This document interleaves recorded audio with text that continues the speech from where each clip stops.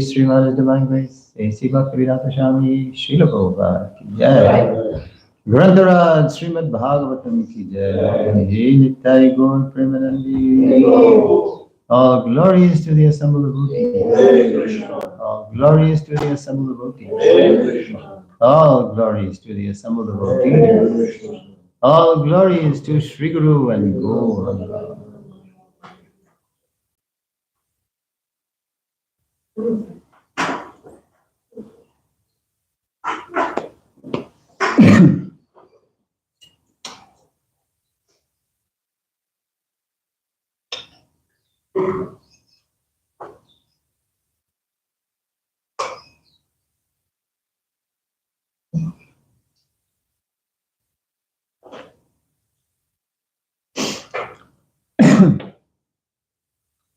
Om Namo Bhagavate Vasudevaya. Om Namo Bhagavate Vasudevaya. Om Namo Bhagavate Vasudevaya. Om Namo Bhagavate Vasudevaya. Om Namo Bhagavate Vasudevaya. Om Namo Bhagavate Vasudevaya.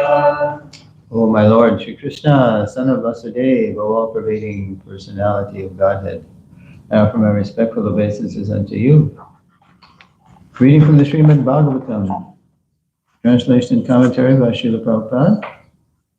Today's text number, it's Canto 4, the creation of the fourth order, chapter 27, attack by Chandavega on the city of Paranjan. Today's text 27.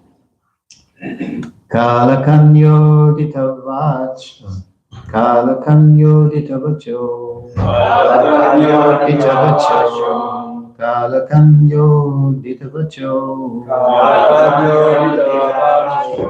Yashamya Yavaneshwaraha, Yashamya Yavaneshwaraha. Yashamya Yavaneshwaraha, Yashamya Yavaneshwaraha. Chikishor Devakuhyam Sa, Chikishor Devaguhyam Sa.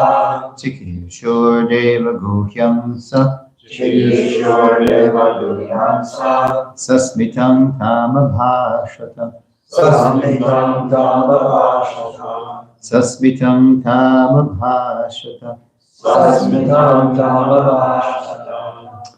Kalakanyo ditavacho, Kalakanyo ditavacho. Yashamya Yavaneshwaraha, Yashamya Yavaneshwaraha. Chikishor Devaguhyam Sa, Chikishor Devaguhyam Sa. Sasmitam Tamabhashata. Sasmitam Tamabhashata.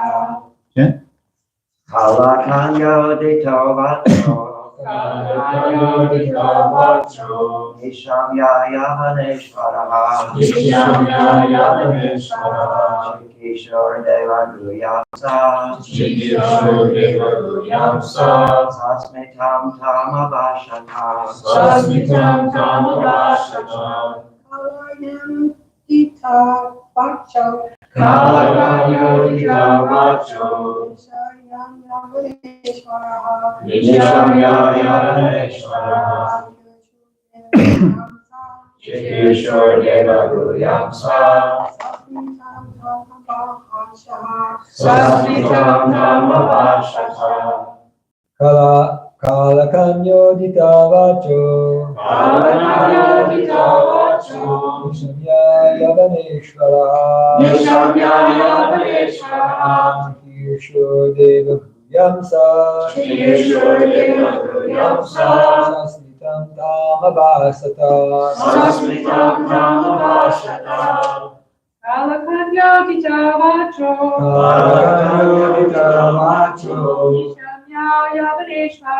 Nishamyaya Vaneshwaraha Kirsho Deva Guyamsa Sasmitam Tamabhasata Anyone else? Kalakanyodita vacho Kalakanyodita vacho Nishamyaya Vaneshwaraha Nishamyaya Vaneshwaraha Kirshor Deva Yamsa Chikishor Deva Guyamsa Sasmitam Tamabhashata Sasmitam Tamabhashata. Word for word. Kalakanya. By the daughter of time. Udita. Expressed. Vachaha. Words. Nishamya. Hearing. Yavana Ishvaraha. The king of the Yavanas. Chikirshuhu. Desiring to execute. Deva. Of providence. Guhyam. Confidential duty. Sa. He. Sasmitam. Smilingly. Tam. Her. Abhashata. Addressed. Translation: after hearing the statement of Kalakanya, daughter of time, the king of the Yavanas began to smile and devise a means for executing his confidential duty on behalf of Providence. He then addressed Kalakanya as follows. Please repeat after hearing the statement of Kalakanya. Daughter of time, the king of the Yavanas began to smile and devise a means for executing his confidential duty on behalf of Providence.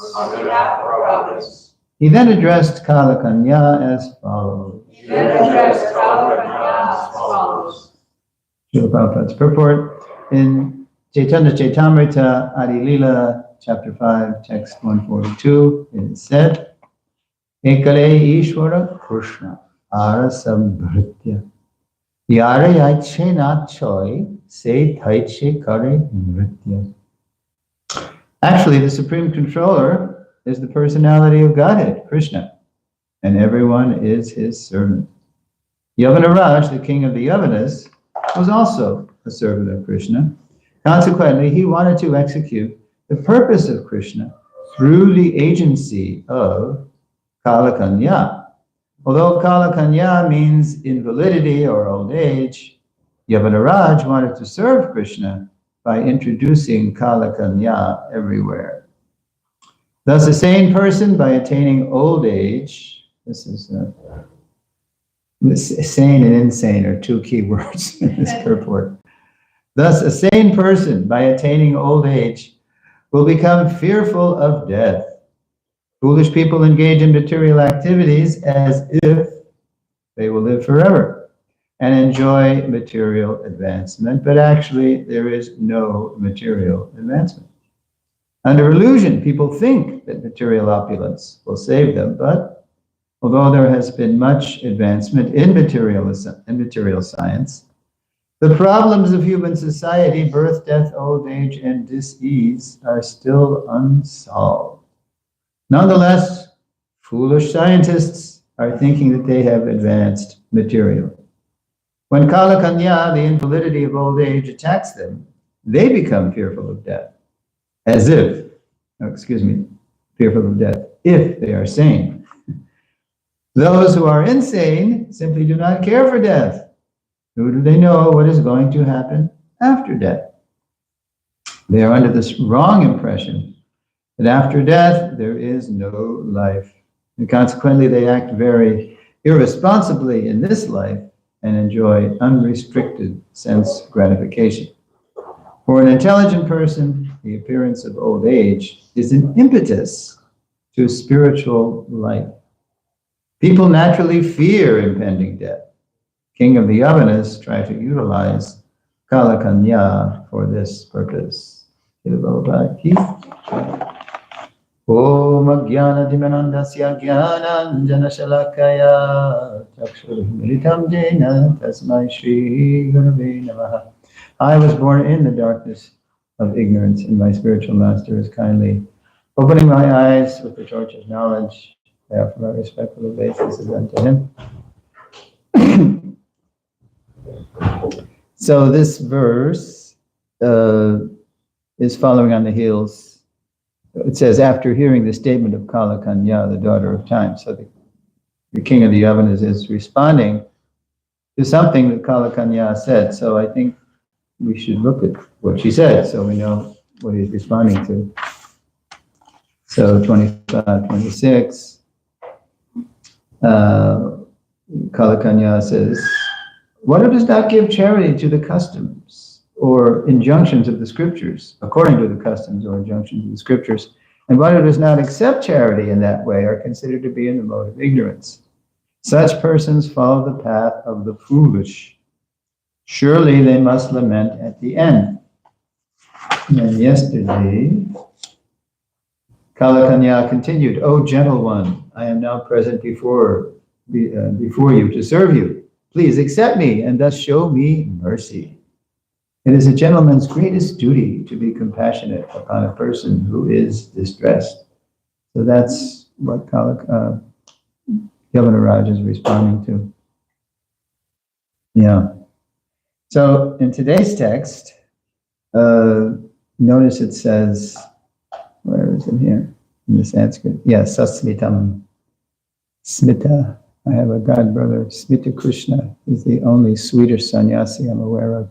Anybody ever took sannyas in Sweden? He's at Almviksgard, the Swedish farm. It says Smit, it's Hasya. It's smiling. Sasmitam, smilingly. So he's smiling as he begins to respond to Kala Kanya.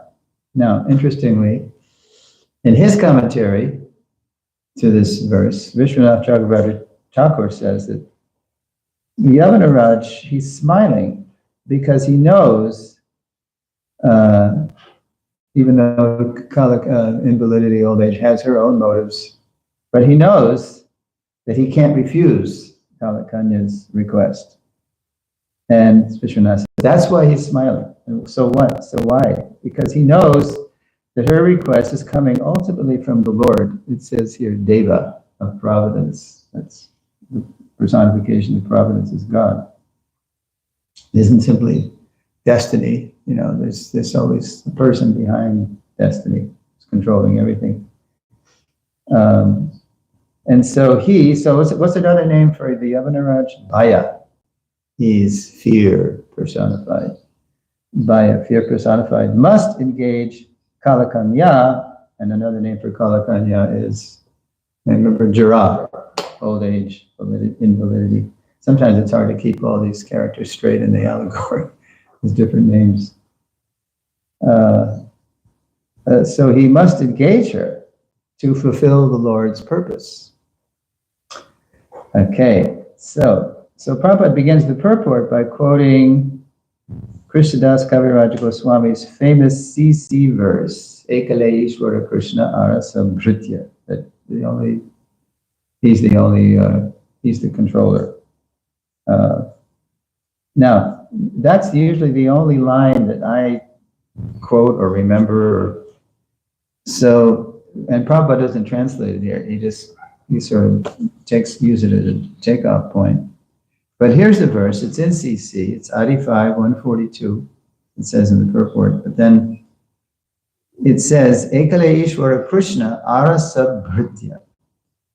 Okay, Lord Krishna alone is the supreme controller, and all others are his servants. Arasa Bhritya. Everybody else is a servant. Now, I either never knew or forgot the next line. Here's the next line. Yare yache na choi se taiche kare nritya. Which means they dance, they meaning all of us, as he makes them do so. So we're all dancing to his tune, either in the internal potency or the external potency. It's like when Prabhupada came over on the ship, marketing Bhagavad Dharma, preaching Krishna consciousness in America, he had a similar Bengali word, nacho, nacho, nacho, Prabhu, make me dance as you like, make me dance as you like, oh Lord. So that's a good kind of dancing. But usually in the material world, we're dancing in another way, and we're dancing like this. If I can find it. It's in here. I found it yesterday. We're dancing. I can find the pictures in here. Where's it in the middle? Yeah, here it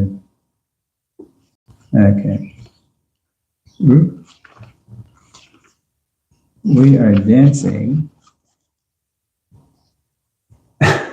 We're like puppets of the modes of material nature. Yeah. So, and then the verse that goes with this on page 164, the painting that was, it surprised me. I thought it was something else, but the painting that, I'm not sure who painted it, and they didn't sign it because they probably all worked on it together, is 327. Anybody know? And it means?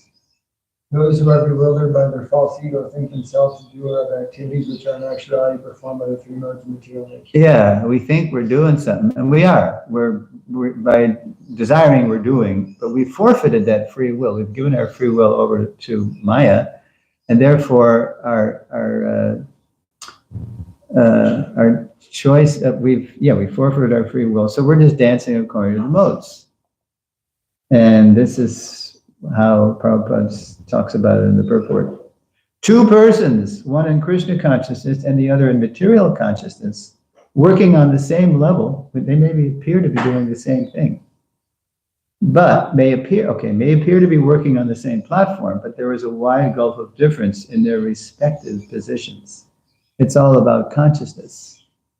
Yeah, so that externally we could be doing the same thing, but internally, are we dancing according to the modes or according to Krishna's direction? The person in material consciousness is convinced by false ego that he is the doer of everything. The world is in chaos and I alone can fix it. Who's saying that lately? The president, right? Yeah, I alone. He creates the problem and then, and then he says, I alone can fix it. And then everybody's wondering, what's he talking about? He does not know that the mechanism of the body is produced by material nature, which works under the supervision of the Supreme Lord, Daiva. The materialistic person has no knowledge that ultimately he is under the control of Krishna. Yeah. The person in false ego takes all credit for doing everything independently. Everything that's going right, it's because of me. And everything that's going wrong, it's other people's fault. It's also the mantra of our illustrious commander-in-chief. let's see. He does not know that this gross and subtle body is the creation of material nature under the order of the Supreme Personality of Godhead. And as such, his bodily and mental activities should be engaged in the service of Krishna. This gross body, subtle mind, they're all Krishna's elements. They don't belong to us. The ignorant man forgets that the Supreme Personality of Godhead is known as Rishikesh, or the master of the senses of the material body, for due to his long misuse of the senses and sense gratification, he is factually bewildered by the false ego, which makes him forget his eternal relationship with Krishna. Yeah, that's the root of the whole thing. We think the goal of life is sense gratification, and therefore we are in deep trouble.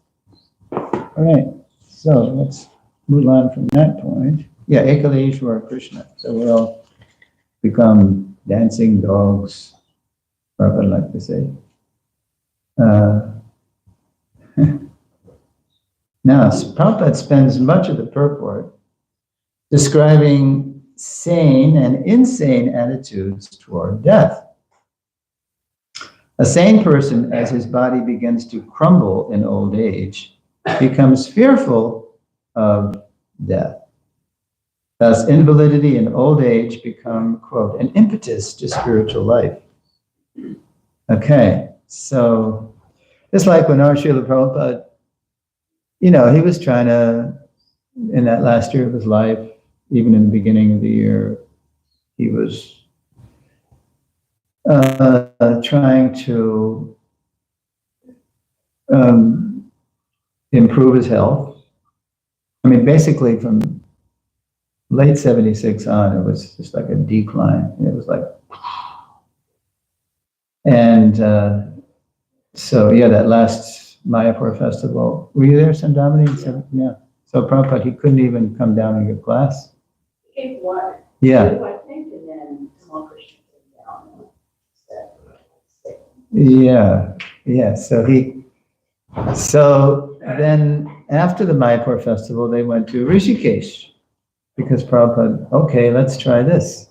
Everybody's trying this and that, and so many suggestions. So someone suggested, maybe it was TKG, that we should go to Rishikesh where the air is so pure and clean, and the Ganga, and then we can cook for you, Srila Prabhupada, and there's films of that, you see them. Tamal, and I think he was still Gopinath at that point, Bhakti True Maharaj, Brahmachari, and then you see the films of Prabhupada looking very wan and pale, and he's on the boat. They're out in the middle of the Ganga, and it didn't work.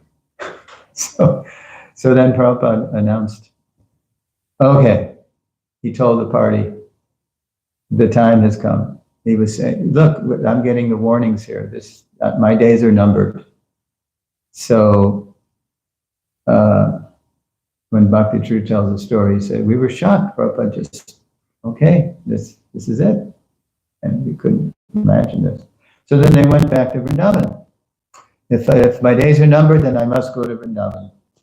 I've got to die. If I'm going to die, I'm going to die in Vrindavan. When we had the Ram festival, and then there was that lady selling saris, I asked, oh, Mataji, where are you from? I'm from Vrindavan. I said, oh, wow, what are you doing here? And she said different things of why she was here. And then I said, our spiritual master said, to be born in Vrindavan is good, and that she knew the rest.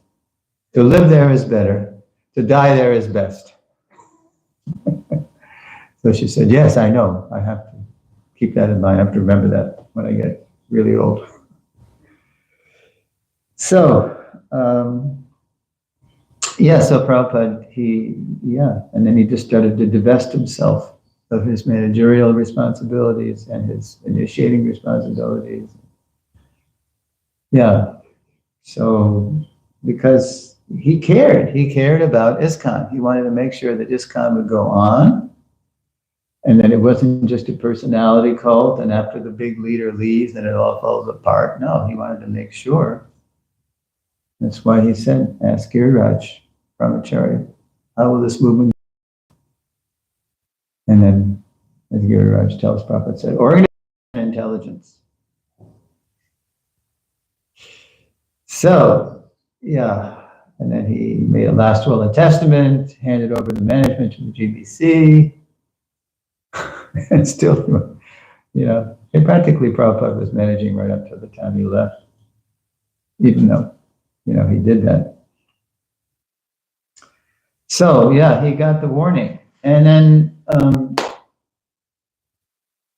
when I was in Mayapur, I told you how I got that gift, that little Prabhupada Murti. You've seen those? Have you seen? You've seen them, yeah. Oh, because Jivananda Prabhu got one, right? He also distributed, he has like a bunch of them to give to people here.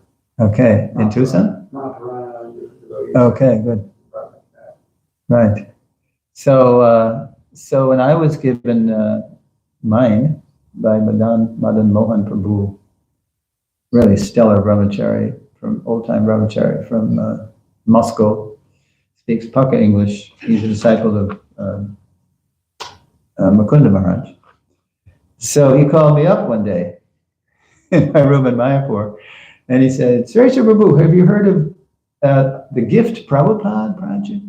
I said, what's that? And he said, you haven't heard of it, so that means you don't have the gift. So can I come to your room?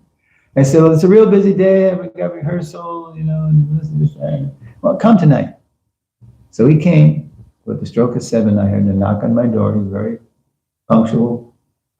And I opened the door, and there's Madan Mohan.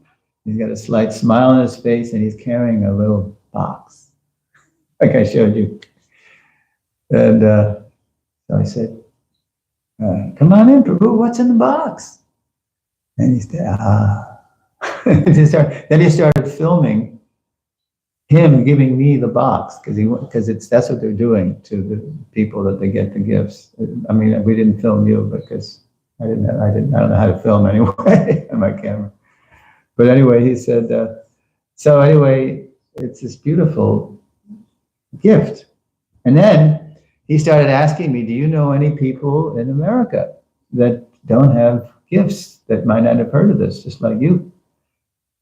And he said, specifically, we don't have our Prabhupada gift team from Russia, we don't know any people in New York.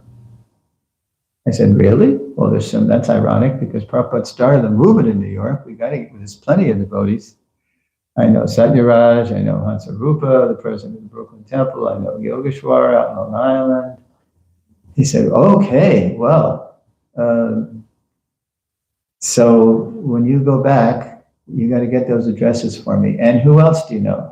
I said, well, I know Satsarupa Maharaj, and I'd like to go see him, because his health is really, not good. And I don't know how many more chances I'll have to see him. So I went back, and then I talked to Satsarupa Maharaj's servant, Baladeva Vijayabhushan, and the main caregiver there in Stuyvesant Falls, Hudson Valley.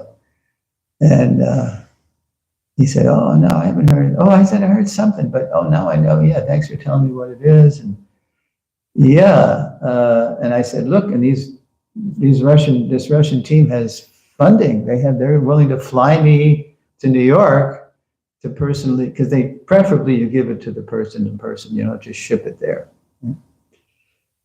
And so I said, okay. So let me arrange with your neighbor across the street, Damodar Priya Devi Dasi. She's got an Airbnb. Let me see if her Airbnb will be open. And she said, yeah, it'll be open. So, and then I got a message from Baladeva. He said, his health right now is it's always been gradually getting worse. A rapid decline. So I wouldn't book any tickets. And so, and simultaneously to that, Madan Mohan said to me, he said, or no, just I told Madan that, he said, well, if that's the case, then I don't think we should fly to New York. I think you should ship that murti to him right now. And so I told Baladev, but Madan Mohan said, and Baladev said, yeah, I think he's right. So, because we're afraid that he'll leave before he gets the murti. Is that close to leaving? Maharashtra? Well, it's, I mean, I haven't, you know, he said it's a good idea when, because Madan Mohan was saying, we're afraid he's going to leave, and then Baladev concurred. So, yeah, and I read his free write journal every week, where Baladev starts with a health update, and it's sounding really hairy. You know, just multiple. It's just like all of these, like we've been reading in this chapter, how this multiple attacks by Chandavega. You know, the soldiers. This problem, that problem, you know, it's just like you get overwhelmed eventually. You can't, there's no, and then you just got to leave. Just like Prabhupada had to leave.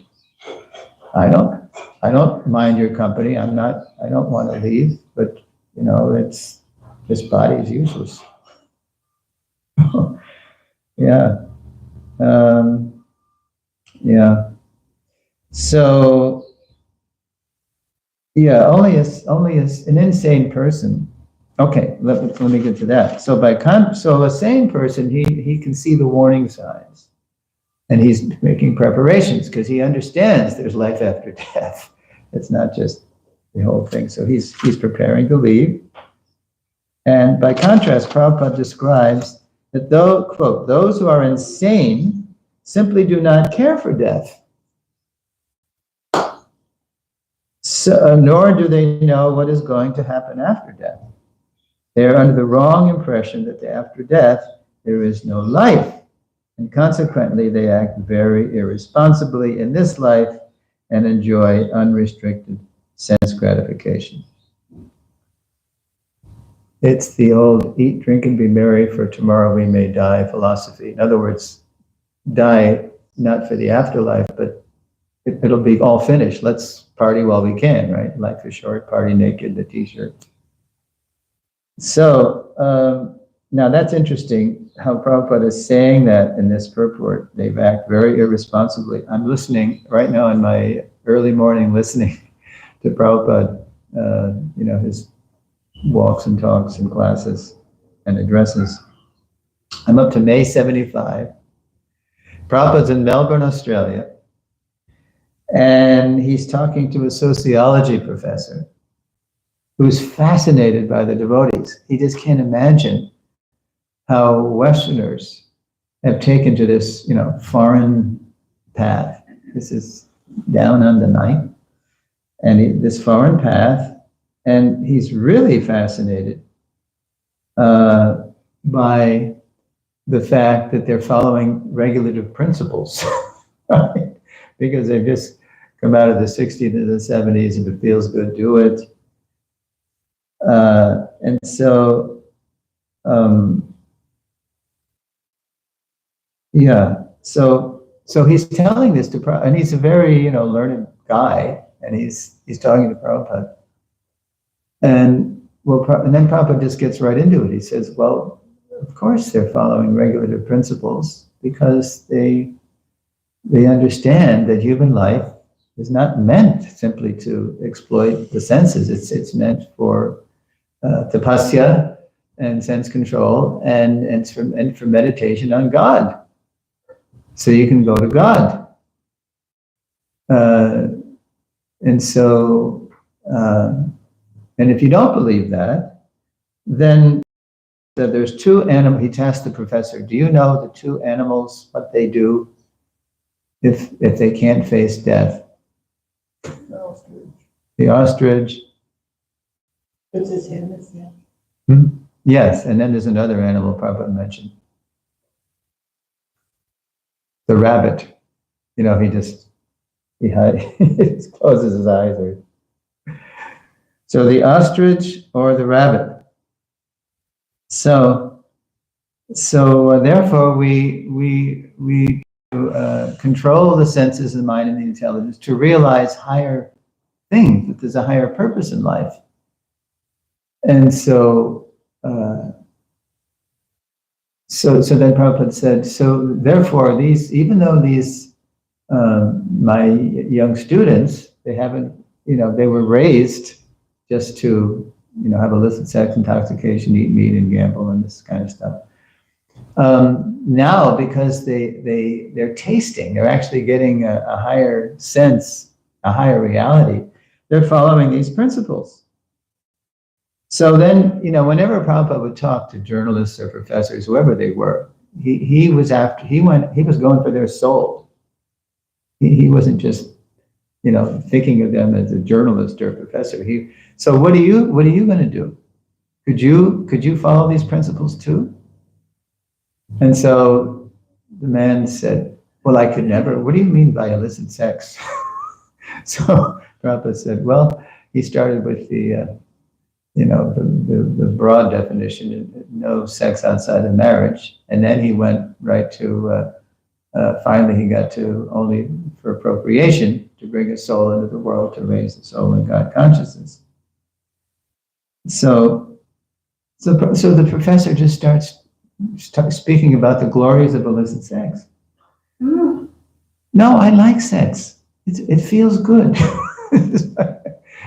Same, you got it if it makes you feel good. This is the Janis Joplin philosophy. This is the hippie philosophy. And then Prabhupada just laid it all on the line. So this is the philosophy of dogs, hogs, camels, and asses, and rabbits. You can become a rabbit if you want to have more sex. And so the guy, he was having none of it. So Prabhupada finally saw the guy that's as far as he could go with the guy. Because he did appreciate the devotees. He was interested enough to come to the Melbourne Mahaprabhu Mandir, very nice, as they call it. Prabhupada named it that. I've been there, it's a very nice place. And so Prabhupada just said, all right, it's time for prasadam. He's given prasad. So there's some lasting benefit here, even if he rejects the philosophy, even though he's a professor, he's supposed to be philosophical, right? But can't get beyond illicit sex. So in the same way, as Yavanaraj intends to engage Kalakanya to awaken the people to spiritual life. Similarly, Narada is telling Paranjan this whole allegory, this ominous story, to awaken King Barishat and all of us to impending death, because we just, it's just row your boat. Life is but a dream. And so we just don't get it, because we're so addicted to sense gratification. Now, in his commentary, also, Vishwanath also says, the Yavanaraj, who later also is also identified in this Leela with Yamaraj, by the way, the Lord of Death, he intends to engage Kalakanya to help him, quote, put the wheel of samsara in motion. And he says in his commentary, Vishwanath says, this is the secret of the Lord, Devaguhyam. Yeah, Devaguhyam, of providence, confidential duty. And it's right in the Gita too, in text 38. We're going to come up to it soon. We're up to 10, 19, 20. So in text 38, Krishna says, Dando damayatam asmi. Among all means of suppressing lawlessness, I am punishment. And of those who seek victory, I am morality. Nitirasmi jigishitam. Now here's a neat one. Maunam chaivasmi guhyanam. Of secret things, mona, mona vrata. I am silence. And of the wise, I am the wisdom. And then the purport, the Prophet says, among the confidential activities of hearing, thinking, and meditating. silence is most important because by silence, one can make progress very quickly. So, Prabhupada also says, as you know, silence means to be silent and nonsense. Just talk about Krishna. It doesn't mean you stop talking. But there's also a case for silence, to be thinking. Suresvara Maharaj once asked Prabhupada, what should we think? What should we do at the end of the day? How should we end our day, Swamiji? And Swamiji said, you should think of everything you've done during the day, how your day went. Think of everything you've done and how you can improve the next day. Very practical, very nice. And so to do that, you have to be very quiet. You have to, shut up, just dismiss the chatter, because the mind's always chattering, like the monkey mind's always chattering. Now, I want to tell you how I remembered that little anecdote with Suresvara Maharaj and Prabhupada. What brought it to mind was the other morning, I was, usually I wake up once in the evening to answer nature's call and then go back. And then I did that, and then I went back, it was around 2 or 1:30 or something. And then I woke up again because Gaur Shakti was doing his thing out at the sink with his trays. He's washing the trays, right? He usually wakes me up, with the trays when I have my window, when it's warm enough to have my window open, which it was.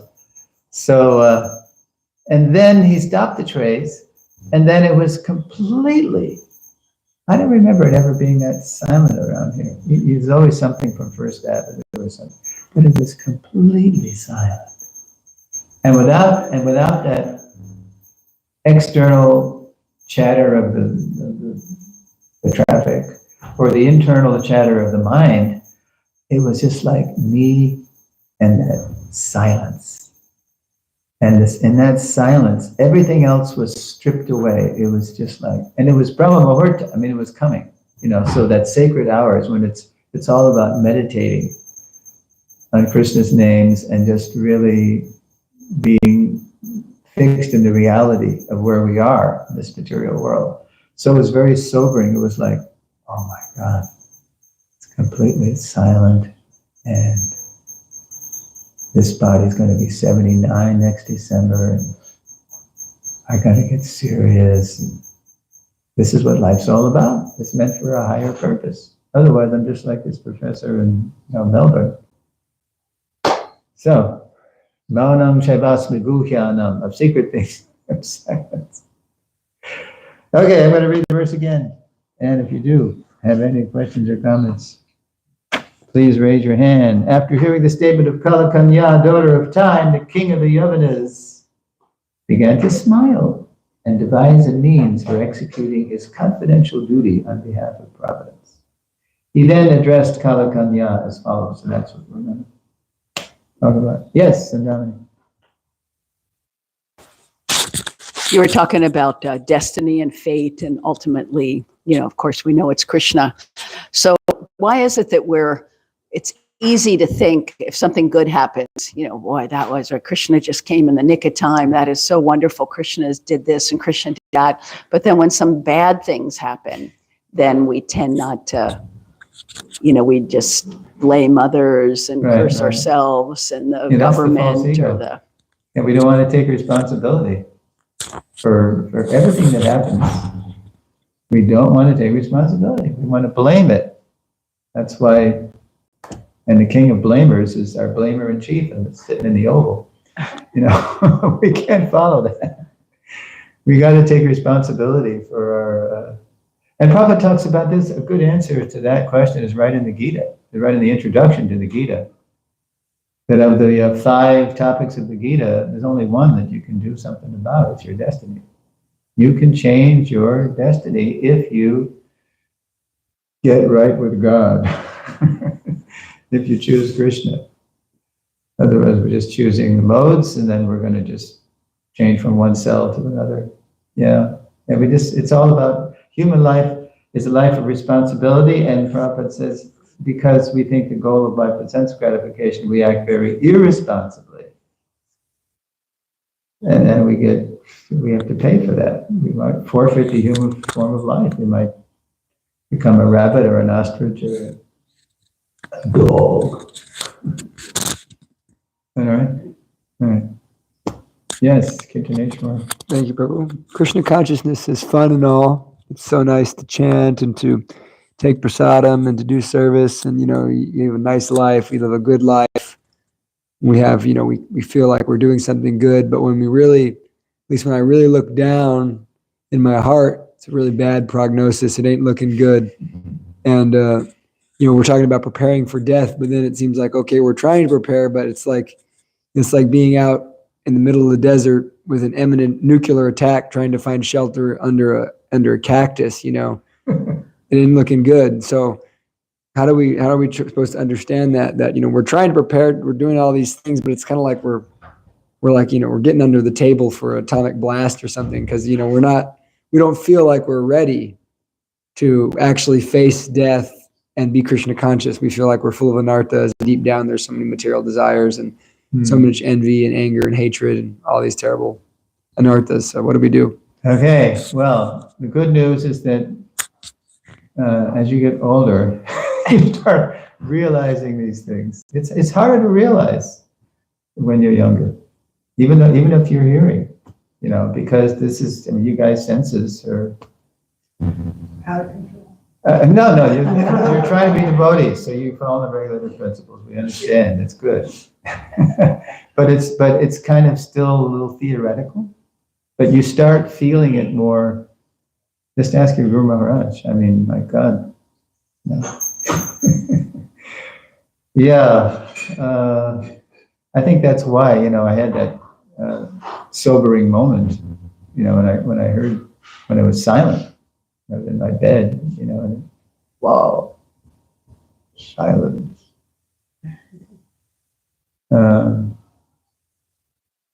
Look at Paul Simon wrote that song, "The Sounds of Silence," and he was talking, and that was if you read the lyrics of that song, that is a far out song. And they once asked Paul Simon years later, "How did you write that? You were only 21 years old. How did you write that?" He said, "I have no idea. I have no idea." And the people bowed and prayed to a neon god they made. The words of the prophet are written on the tenement walls. What's the other? Tenement, that's written on the subway walls. Yeah. Tenement halls. Woo! Yeah, but We're talking without listening. Yeah, right. Yeah, exactly. So, and he's more of a sober person, even though he's not, he knows there's something else going on. But anyway, yeah, it's a little theoretical. But as you get older, it's a combination of getting kicked by the modes of material nature, feeling the pangs of old age. It's good. That's why Yavanaraj, you knew we had to engage Kalakanya. It's good. It's good to wake people up. But we're fortunate because we're also hearing. We have to hear every day. Water the creeper, hear. And I am going to water those plants on the side today because it's getting hot. So yeah, we need a long time. 11th canto verse. Have to hear for a long time. Third canto. Okay. All right. Yeah. Okay. So just keep hearing and keep tolerating the urges of the senses. Yeah, it does get better. You do, it starts to, although people like me, I don't know if there's any hope for me. Oh, Hare Krishna. Any more questions or comments before we go? Yes, Prabhu. Hi, Krishna Prabhu. Thank you so much for such a nice class. To go along with what he was asking, I was wondering, Prabhupada says that in reality, it could take just 1 minute for us to become fully like that. So how could we start gearing towards that direction? Obviously, most of us won't make it in 1 minute, but how do we speed up the process instead of having to wait till we're older?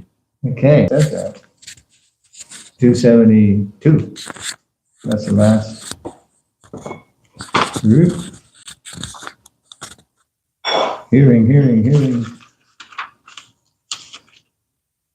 All right.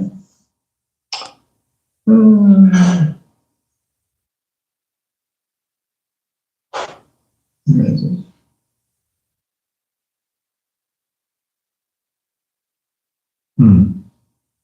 So the verse is, that is the way of the spiritual and godly life. Well, I should read from 270 on. What's the way? A person who is not disturbed by the incessant flow of desires. They're always coming, incessant. That enter like rivers into the ocean, which is ever being filled, but is always still. We have to we have to go deeper. It says, on the surface is always, but you go deep and it's still. In Nectar Devotion, Prabhupada talks about the great aquatics who die deep, which is ever being filled, but is always still, can alone achieve peace. Not disturbed by those desires, because he doesn't stay on the surface. It's very, like you say, it's Krishna consciousness, it's like a big party, and, it's not, it's a big party, but that's only one part of it. It's no dry philosophy, but then it's also very sober. Can alone achieve peace, and not the man who strives to satisfy such desires. So we can't foolishly think, oh yeah, it's fun, I can play, I can flirt with Maya for another 50 years, like Uncle S. Yeah, you gotta go deep.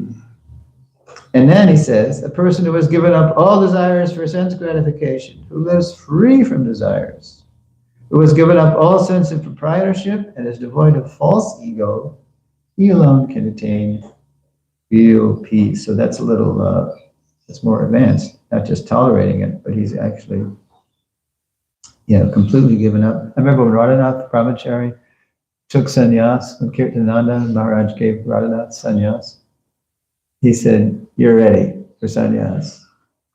And then Radhanath Swami said, I'm not free from sex desire. He said, yeah, well, who is? What body, if you're alive, you have sex desire because you have a body, material body. You got to eat, you get hungry, you get thirsty, and you got to sleep, and those desires come. But are you acting on it? No. Then you're ready. You're ready. So he took sannyas. And then the last verse is, that is the way of the spiritual and godly life. Being still and going deep and not acting on the desires. And after attaining which a man is not bewildered. Or a lady. If one is thus situated, even at the hour of death, one can enter into the kingdom of God. Because that's the most disturbing time. And then in the purport, Prabhupada says, one can attain Krishna consciousness or divine life at once. This is what you asked. How can we move toward that at once? Within a second. Within a second. Or one may not attain such a state of life even after millions of births, millions of Sunday feasts. And then here's the line. It is only a matter of understanding and accepting the fact. What is the fact? Ekale Ishvara Krishna Ara Samkritya. That the only supreme controller is Krishna, and we're all his servants. But we're still, maybe I can indulge a little, serve my senses. No. It's only a matter of understanding and accepting the fact. So this is the ultimate challenge. The ultimate challenge isn't, what is it, marathon, triathlon sports, or radical kickboxing or hang gliding or whatever they do, swimming across the Atlantic in a cage. The ultimate challenge is giving up the false ego. It's the subtlest element. And, only by Krishna's mercy, when Krishna is pleased with our endeavor, we can't do it. Material nature is more powerful. Then he releases us from that. He awards us that. So we have to pray for Krishna's mercy and act like we mean it. Takes a long time. Okay. Thank you, Srila Prabhupada. Srila Prabhupada ki jai. Heard this